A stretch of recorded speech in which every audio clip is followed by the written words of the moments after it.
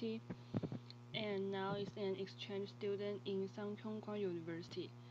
Today I'm going to explain the chapter 14, the Center for Contemporary Culture Study. We are going to make a short introduction of the theory, the encoding decoding model of communication. It tries to explain the process and meaning of message translations. And the most important thing is that it puts importance on the audience members.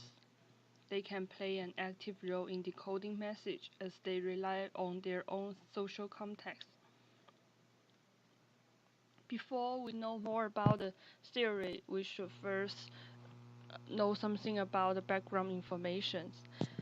The Center for Contemporary Culture Study is always known as Birmingham School, which has a profound influence on contemporary culture, was founded in 1964. During this time, the center played a critical role in developing the field of cultural studies. The social background of the Birmingham School's development is that after the Second World War, the increasingly intensified class contradictions.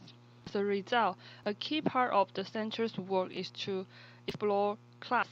The school's thought include the Frankfurt School, the theory of ideology, the theory of linguistics, and so on. Overall, its main purpose is to study the relationship between the culture and the social change.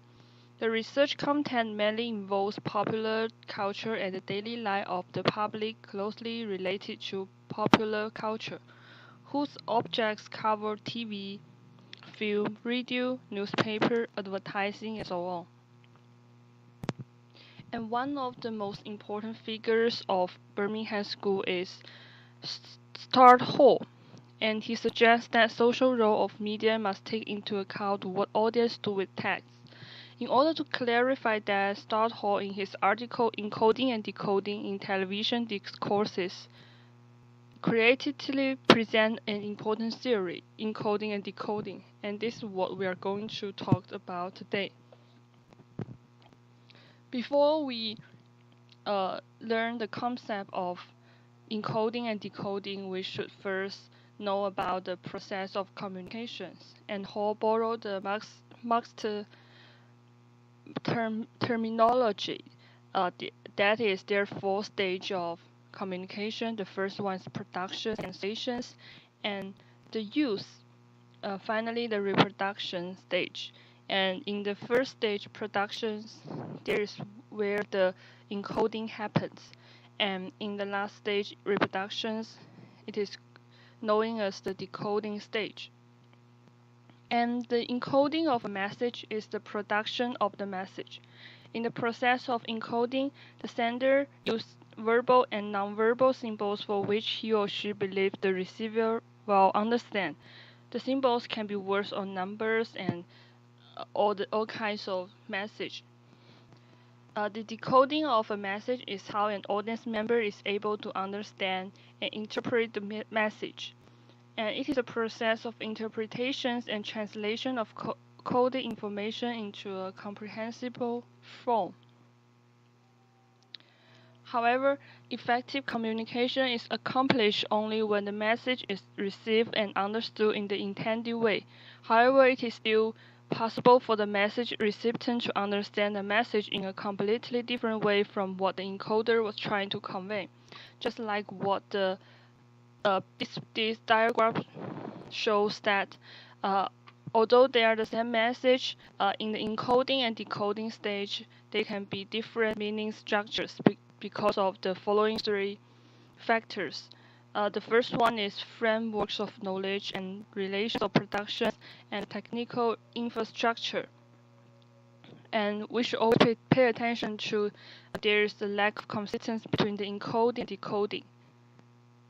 Then we are going to look a video about the miscommunications in the personal communication.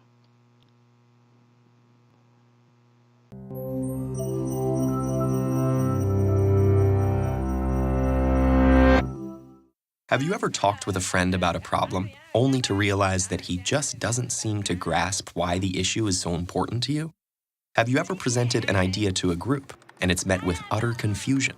Or maybe you've been in an argument when the other person suddenly accuses you of not listening to what they're saying at all. What's going on here? The answer is miscommunication, and in some form or another, we've all experienced it. It can lead to confusion, animosity, misunderstanding, or even crashing a multi-million-dollar probe into the surface of Mars. The fact is, even when face-to-face with another person, in the very same room and speaking the same language, human communication is incredibly complex. But the good news is that a basic understanding of what happens when we communicate can help us prevent miscommunication. For decades, researchers have asked what happens when we communicate. One interpretation, called the transmission model, views communication as a message that moves directly from one person to another, similar to someone tossing a ball and walking away. But in reality, this simplistic model doesn't account for communication's complexity. Enter the transactional model, which acknowledges the many added challenges of communicating. With this model, it's more accurate to think of communication between people as a game of catch. As we communicate our message, we receive feedback from the other party. Through the transaction, we create meaning together. But from this exchange, further complications arise. It's not like the Star Trek universe, where some characters can Vulcan mind meld, fully sharing thoughts and feelings. As humans, we can't help but send and receive messages through our own subjective lenses. When communicating, one person expresses her interpretation of a message, and the person she's communicating with hears his own interpretation of that message. Our perceptual filters continually shift meanings and interpretations. Remember that game of catch? Imagine it with a lump of clay.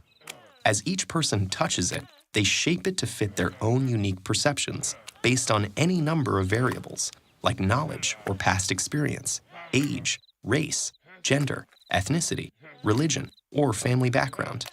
Simultaneously, every person interprets the message they receive based on their relationship with the other person and their unique understanding of the semantics and connotations of the exact words being used.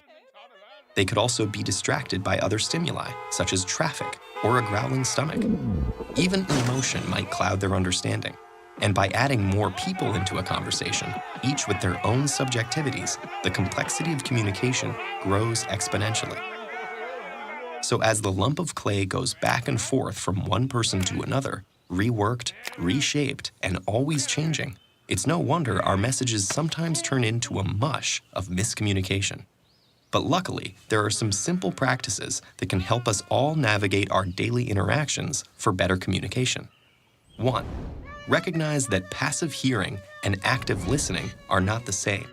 Engage actively with the verbal and nonverbal feedback of others and adjust your message to facilitate greater understanding. 2. Listen with your eyes and ears, as well as with your gut. Remember that communication is more than just words. 3. Take time to understand as you try to be understood. In the rush to express ourselves, it's easy to forget that communication is a two-way street. Be open to what the other person might say. And finally, 4. Be aware of your personal perceptual filters. Elements of your experience, including your culture, community, and family, influence how you see the world. Say, "This is how I see the problem, but how do you see it?" Don't assume that your perception is the objective truth. That'll help you work towards sharing a dialogue with others to reach a common understanding together. We have known the misunderstandings in personal communication because of the asymmetry between the encoding and decoding. Actually, there are more misunderstandings happen in mass communication. That is because although the producers try to encode their message in a general way, the audience will still confused with the various interpretations of TV discourse. The ambiguity of reading is caused by the lack of suitability between the symbols, because of the structure difference, relationship, and status difference between the senders and audience, including the social, cultural, historical reasons and the asymmetry between decoder and decoder.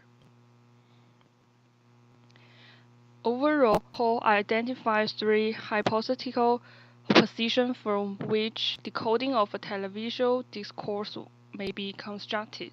That is, dominant position, negotiated position, and oppositional position. The first one, dominant positions, it is the way that its creators want an audience to understand and respond to it. And the second one, negotiated position, is when the audience interpret the text in their own unique way, which means that they only accept part of the message as the creator intended. And the last one, oppositional positions, just like its name, is when an audience completely rejects the message. And that's all. Thanks for listening.